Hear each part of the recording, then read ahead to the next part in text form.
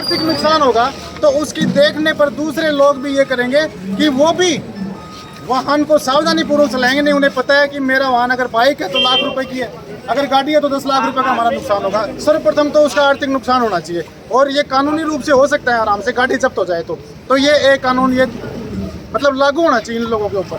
दूसरा, जो वाहन चालक है उसके ऊपर जुर्माना भारी भरकम लगना चाहिए। जब उसके जेब से पैसे जाएंगे तब वो अपने आप ही गाड़ी को संभाल के चलाएगा, नहीं उसे पता है खर्चा हो जाएगा 10, 20, 50 हज़ार रुपये का।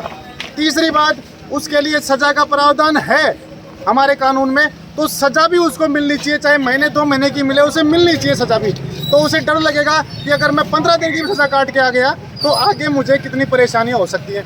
इन दुर्घटनाओं को रोकने के लिए सबसे पहले काम यही करना जरूरी है। अब एक बात बताइए आप, ठीक है गोवंश को अपन लेके किधर भी डाल देंगे, ऐसे बताइए बेजुबान कुत्ते कहाँ जाएंगे, बेजुबान और भी बकरियां हैं वो कहाँ जाएंगे, और बेजुबान यहाँ धरती पर रहते नहीं हैं क्या, वो कहाँ जाएंगे।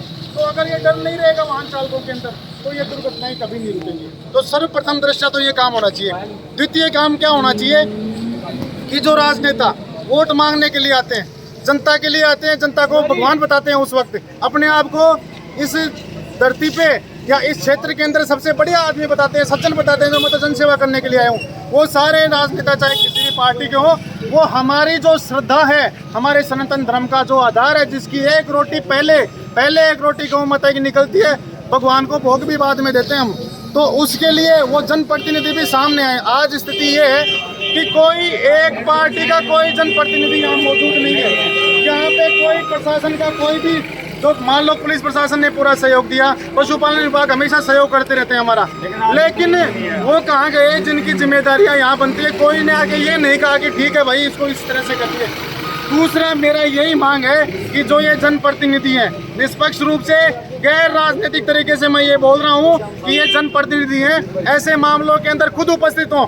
क्यों जीतते हैं वो वोट लेके, ऐसे बताइए, क्यों बनते हैं वो पद, क्यों लेते हैं जनता की सेवा करने के लिए, तो उनको यहाँ मौजूद होना चाहिए। कोई भी नहीं है, ये उनके मुंह पे सीधा तमाचा है कि तुम भगवान की जो व्यवस्था है उससे नहीं बच पाओगे, तुम्हें हमें आना चाहिए। जब जनता किसी जगह पे अगर 400-500 की तादाद में लोग इकट्ठे हो रहे हैं, पूरा प्रशासन डिप्टी सरतकात यहाँ पे उपस्थित है, तो आप लोग क्यों नहीं आ रहे?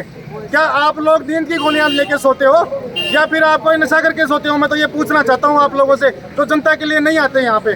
तो दूसरी मांग मेरी यही है कि जनप्रतिनिधि आए, पूरी जनता की जिम्मेदारी, पूरे सिस्टम को संभालने की जिम्मेदारी उनकी है, वो संभाले। वो समस्याएं आ रही हैं जो आज हम मांग उठा रहे हैं, वो करें वो काम सारा।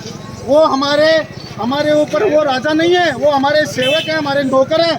हम सारा काम नहीं कर सकते, हम नहीं कर सकते सारा काम, इसलिए हमने चुना है, चाहे विधायक चुने, चेयरमैन चुने, चाहे पार्षद चुने, चाहे मंत्री चुने, हमने इसलिए चुना है क्योंकि वो हमारे पास समय नहीं है, हमारी सेवा वो करेंगे, वो जन सेवक है तो वो आके सेवा करेंगे। दूसरी मांग है तब जाके फिर ये गौवंश की शुद्ध तब ली जाएगी, तब वो गौवंश के प्रति अपनी जिम्मेदारी समझे, गौशाला में उनको भेजना है। गौशाला नहीं है तो वो इतना, एक बात बताइए, फॉर्च्यूनर ले लेके घूमते हैं, मैं बोल रहा हूँ इतने पैसे इनके पास में है, ये कम से कम सरकार का दिया हुआ पैसा ही ढंग से यूज कर लें। और खुद जब इतना करते हैं, वो कई चुनाव के अंदर दारू बांटते हैं, चुनाव के अंदर तो बहुत सारे पैसे खर्च करते हैं। कितने पैसे खर्च होते हैं? यहाँ पे जनता के काम के लिए पैसा खर्च नहीं करते। क्यों? गौ माता वोट नहीं देती, देगी वोट। नीम का थाना में अगली बार वोट गौ माता के नाम से पड़ेंगे, और ये जो जनप्रतिनिधि यहाँ नहीं आ रहे हैं ना, उनको धूल चटाने का काम करेंगे हम।